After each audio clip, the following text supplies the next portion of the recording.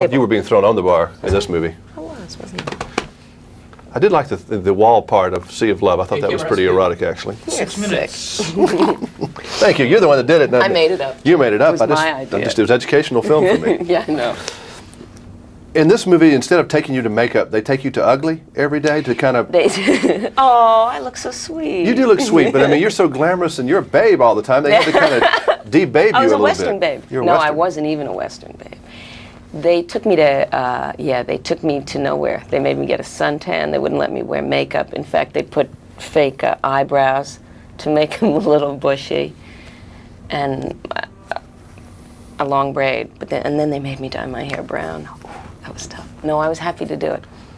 Yeah, did you ever look at yourself and say, wow, that's a different looking lady than I know every day? My driver's license has that hair because I learned to drive for the first time ever while I was shooting that movie. So every time I have to take out my driver's license, I think... All right, you're not 16. That's when most people learn to drive. What happened? I'm sorry. I know. You just never got around to it? I was a New Yorker. Right. But not even on the weekends or vacation you ever needed to drive, huh? I needed to. I'm not saying I didn't need to drive. I'm just saying I couldn't drive. Well, there's the old saying, women drivers, no survivors now. No, I'm very good now. Oh, you're like Rain Man. I'm a very good driver. Ellen is Rain Man. I just lean on my horn the whole time. And I scream, move! Go! Okay, Signal! I'm definitely writing that down. Wherever Ellen's on location, she's driving. Watch out. Would you have been a Calamity Jane, or would you have been one of the barroom girls? Yeah, but barroom girl. If we'd have gone back in time 100 barroom girl. Because Calamity Jane had to have been tough. I bet her hands were like leather. Yeah, she was a bullwhacker. That was her job, which means she moved the cattle from one state to the other or totally cross country, and that was why she really did have that whip. She was a Pony Express rider, and she was a scout. Supposedly, she said she was in Custer's army, though there's no actual documentation. So yeah, she led a very tough life. She was a big drunk, too. Supposedly, when you read it all the kind of documentation, she was like the wildest. But, I mean, was she been mean? I mean, you play her almost kind of, she's kind of like sweet a little bit. Maybe it's just because she's around Wild Bill and she has... She's only sweet when she's around Bill. But it just sounds like this is not the woman you'd want to do anything with. I don't think so, no. No, I think... I don't know that she was, she wasn't like one of these shoot-'em-up types, but she wasn't like the guys, and she wasn't a lawman, and she wasn't an outlaw. But I just think she led this really wild life. When you're doing a character, do you create a backstudy, a history about them if you don't know them? Like in this case, did you ever try to figure out why she was? Well, there was a lot of information about her childhood and leaving home and, the nomadic existence. And so, a lot of it was there. I know Reba McEntire, I think, played her recently in Buffalo Girls. I mean, a lot of people have tried to play Calamity Jane. No, that was Houston. Angelica played her, Houston. And what did Reba play? She played. She was maybe Annie Oakley. Annie Oakley. Annie right. Oakley was a performer.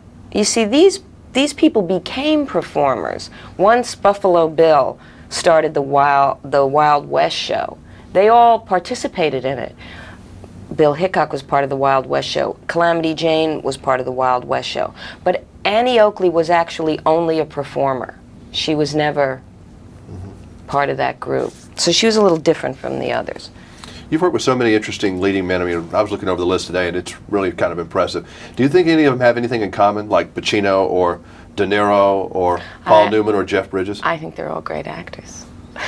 Is there anything particularly unique about them? You can see one little thread that runs in between all of them? No. Other than the fact they have charisma of some sort on the screen that you have to watch them when they get up there. No. Do you find that? I don't know. I just try to keep myself in company that's committed and takes what they do seriously and can have a good time while they're doing it. So, I don't know. When people are casting you, I don't see anything in common with any of your movies. I can't say, well, we need Ellen Barkin. She'd be perfect for this. What is the perfect Ellen Barkin role? I don't know. I don't know. I mean, what really interests you about any of these girls you play?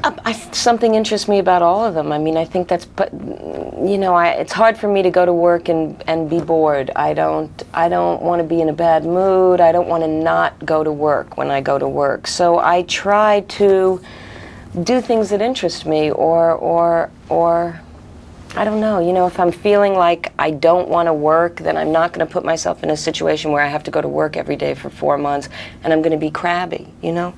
So, I don't know. I like to be able to, I guess you take different parts for different reasons. I mean, I did this movie because I'd worked with Walter before. I guess I could count him as one of my friends.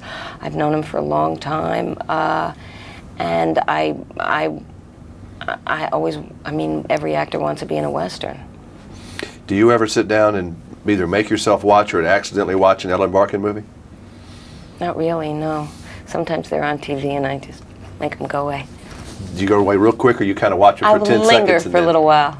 I linger just a little, and then just enough to like hate myself, and then I make it go away.